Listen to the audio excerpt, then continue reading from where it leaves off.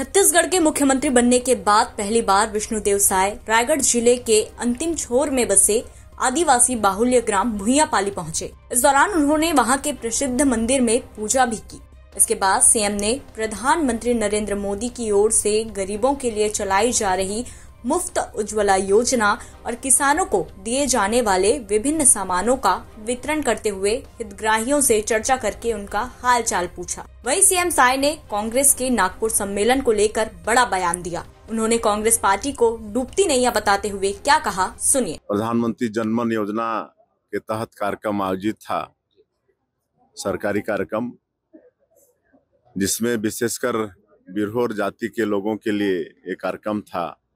बिरहोर जाति कहने से आज उनकी आबादी रायगढ़ जिले में 1100 मात्र है और पूरे प्रदेश में देखेंगे तो लाख में भी नहीं है। और विशेष पिछड़ी अनुसूचित जनजाति में ये लोग आते हैं और राष्ट्रपति जी के दत्तक पुत्र कहे जाते हैं। तो बहुत निर्धनता इनके ऊपर में है, लेकिन अभी प्रधानमंत्री जनधन योजना में इनका राशन कार्ड बन रहा है, इनको गैस का सिलेंडर मिल रहा है।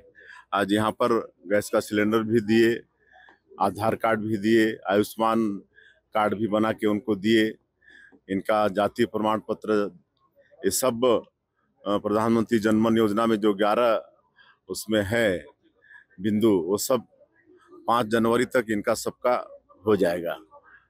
सर, उम्मीदें लोगों से अब काफी बढ़ गई, खासतौर पर सरगुजा और रायगढ़ क्षेत्र के लोगों को, खासतौर पर आदिवासी समुदाय के लोगों को, क्योंकि डेवलपमेंट की काफी जरूरत है, सड़कों को लेकर भी काफी कुछ काम करने की जरूरत है। किस तरह से प्राथमिकता देंगे सर आप? देखिए, मोदी की गारंटी के माध्यम से हमारी पार्टी ने विधानसभा चुनाव में छत्तीसगढ़ की जनता से वादा किया है और छत्तीसगढ़ की जनता मतदाता ने भारतीय जनता पार्टी पर और हमारे देश के यशस्वी प्रधानमंत्री श्री नरेंद्र मोदी पर विश्वास किया है। उन्होंने स्वयं कई कैंपेन में मतलब यहाँ पर भाग लिए और इसी का परिणाम है कि इस बार हम लोग 54 सीट से जीते हैं। भारतीय जनता पार्टी को पहली बार 54 सीट सबसे ज़्यादा सीट मिली है और वोट प्रतिशत के रूप में भी देखें तो 46%, 5% मतलब वोट भारतीय जनता पार्टी को मिली है। तो बहुत बड़ी उम्मीद भारतीय जनता पार्टी की सरकार से यहाँ के लोगों को है और मेरा सौभाग्य है कि मुख्यमंत्री का दायित्व मुझे मिला है। तो मैं ये कह सकता हूँ कि आने वाले 5 वर्षों में मोदी की गारंटी में जो भी जनता से वादा किए हैं उसको पूरा करेंगे। और अभी 1 महीना भी सरकार को नहीं हुए हैं, लेकिन पहले ही कैबिनेट के बैठक में 18 लाख प्रधानमंत्री आवास बनाने का निर्णय हम लोग ले लिए हैं। पिछले 5 वर्षों में 18 लाख लोग प्रधानमंत्री आवास से वंचित हो गए थे और विधानसभा का विशेष सत्र बुलाकर अनुपूरक बजट पास करके प्रधानमंत्री आवास का जो राज्यांश होता है उसकी भी व्यवस्था कर लिए हैं। और 2 साल का धान का बोनस अभी 25 दिसंबर को 12 लाख से ज़्यादा किसानों के खाते में 3700 करोड़ से ऊपर की राशि ट्रांसफर किए हैं। आने वाले समय में जो भी और मोदी की गारंटी में वादा है वो सब पूरा करेंगे। जिस पार्टी का पूरे देश भर में सफाया हो गया है अपना चुनाव, देखिए, कांग्रेस पार्टी डूबती नैया है और इतना अंतर कलह है कि आपस में ही इनका सामंजस्य नहीं है।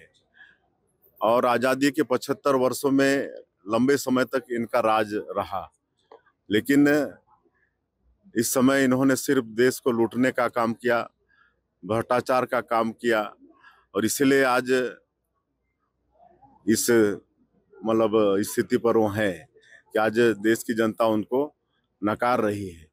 और आने वाले समय में ये लोग कुछ भी कर लें, पद यात्रा कर लें, चाहे बस यात्रा कर रहे हैं, रेल यात्रा कर लें, अब देश की जनता के नज़रों से पार्टी गिर चुकी है। अब इनका कुछ भी भला नहीं हो सकता। एक अंतिम सवाल, दोनों डिप्टी सीएम को क्यों कांग्रेस बचा नहीं पा रही है? बार बार सवाल उठाते हैं। अब इनके पास कोई मुद्दा तो है नहीं, तो विरोधी हैं तो कुछ ना कुछ उनका विरोधी धर्म भी निभाना है, इसलिए कोई ना कोई ब्लेम लगाते रहते हैं। क्षेत्र के खस्ता हाल सड़कों की समस्या बहुत ही ज्यादा समस्याओं का सामना सब ठीक होगा। आप लोग महसूस किए होंगे कि जैसे ही 3 तारीख को रिजल्ट आया और भारतीय जनता पार्टी बहुमत में आई, उसी दिन से पूरा छत्तीसगढ़ का वातावरण चेंज हो गया है, बहुत बदलाव शुरू हो गया है। इंतजार करिए, सब कुछ ठीक होगा। बता दें, भुइयापाली में राष्ट्रपति के दत्तक पुत्र कहे जाने वाले बिरहोर जाति के लोग रहते हैं। साथ ही साथ आदिवासियों की संख्या भी यहाँ ज्यादा है। ऐसे में आदिवासी मुखिया को अपने बीच पाकर लोगों में काफी उत्साह देखने को मिला। रायगढ़ से नरेश मिश्रा की रिपोर्ट, छत्तीसगढ़ तक।